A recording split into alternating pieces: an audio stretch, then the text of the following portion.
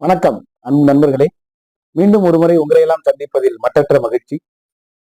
சமீப காலமாக அதீத வேலை பளுவின் காரணமாக என்னால வீடியோ போட முடியல.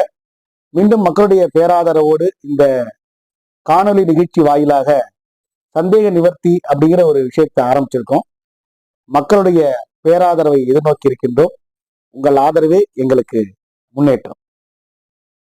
இன்றைய தினம் நமது காணொலி வாயிலாக சிரார்த்தம் எப்பெல்லாம் பண்ணக்கூடாது அப்படிங்கிறத பத்தி தெரிஞ்சுக்க போறோம். பொதுவா சிரார்த்தங்கள் இந்தந்த காலகட்டத்துல செய்யக்கூடாது அப்படின்னு ஒரு நியமங்கள் இருக்கு. உதாரணமா இப்ப என்னுடைய சப்ஸ்கிரைபர் கூட சமீப காலமா என்கிட்ட போன் பண்ணி கேட்டிருந்தார். என்னுடைய பங்காளியில ஒருத்தர் இறந்துட்டார், உடன் பங்காளியில ஒருத்தர் இறந்துட்டார். இந்த வருஷம் என்னுடைய அப்பா அம்மாவுக்கு நான் சிரார்த்தம் பண்ணலாமா?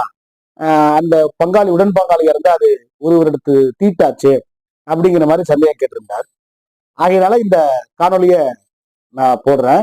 இன்னொன்னு, எப்பெல்லாம் இந்த சிரார்த்தம் பண்ணக்கூடாது அப்படின்னு நம்ம வேதங்கள்லாம், வேத காலங்கள்ல இருக்கக்கூடிய புராணங்க காலங்கள்ல இருக்கக்கூடிய ரிஷிகள்லாம் நியமனம் செய்து வைத்திருக்கிறாரு.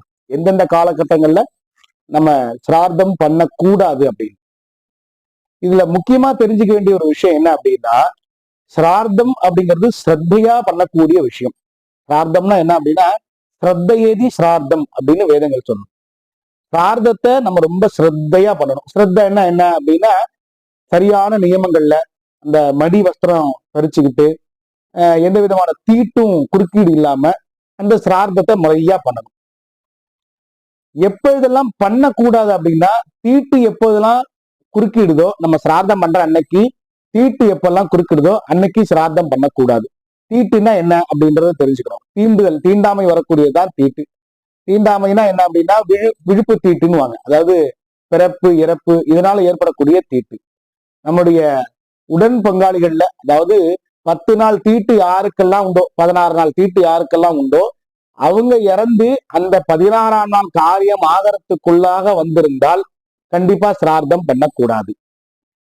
அவங்க உடன் பங்காளிகளா இருந்தாலுமே அந்த 16ஆம் நாள் கழிச்சு வருது, அவங்க கர்மாலாம் அவங்க காரியங்கள்லாம் ஆன பிற்பாடு நம்ம சிரார்த்தம் வருது அப்படின்னா கண்டிப்பா பண்ணணும். எக்காரணம் கொண்டு அந்த சிரார்த்தத்தை விட்டுறக்கூடாது.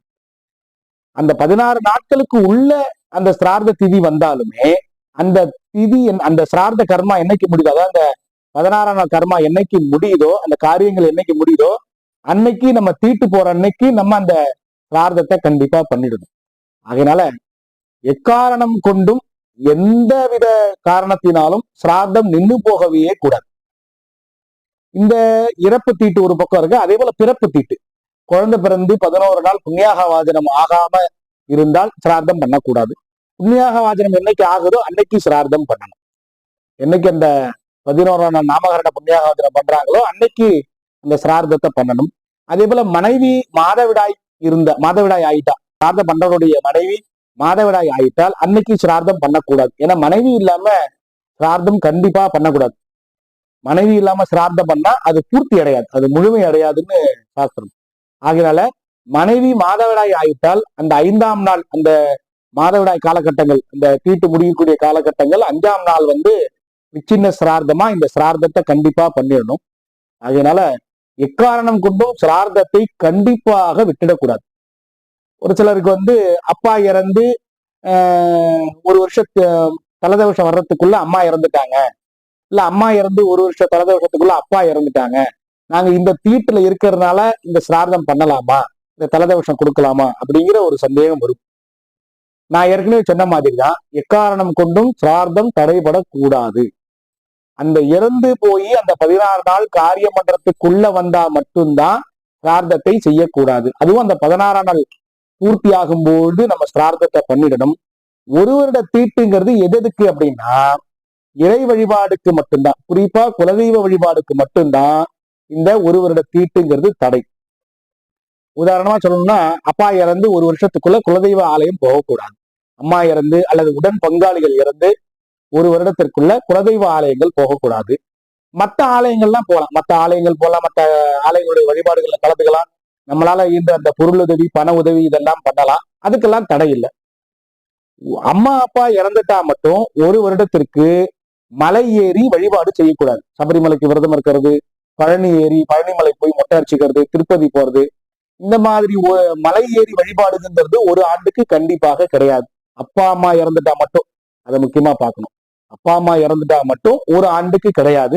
பங்காளிகளுக்கு அந்த கணக்கு இல்லை. பங்காளிகள்ல சகோதரன் இறந்துட்டா 6 மாத காலம் கழித்து போகலாம். உடன் பங்காளிகள் இறந்துட்டா 6 மாத காலம் கழித்து நம்ம கண்டிப்பா மலை ஏறி வழிபாடு செய்யலாம், தடையில்லை. அப்பா அம்மா இறந்துட்டா மட்டும் ஒரு ஆண்டுக்கு கண்டிப்பாக நாம் மலை ஏறி வழிபாடு செய்யக்கூடாது.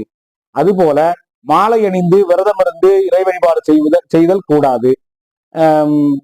தீ மிதிக்கிறது, அலகு போட்டுக்கிறது, காவடி எடுக்கிறது, பால் குடம் எடுக்கிறது, இது போன்ற பிரார்த்தனை நிகழ்ச்சிகள், அதாவது வேண்டுதலைகளை நிறைவேற்றுறதெல்லாம் ஒரு ஆண்டுக்கு செய்யக்கூடாது. இதற்குத்தான் தடையை தவிர மற்ற எதற்கும் தடை இல்லை. இது போன்ற சிறு சிறு சந்தேகங்களை நிவர்த்தி செய்து கொண்டு நம்ம சிரார்த்தத்தை, முன்னோர்கள் வழிபாட்டை முறையா செய்து அவர்களுடைய பரிபூர்ணமான ஆட்சியையும் பெறுவோம். நன்றி, வணக்கம்.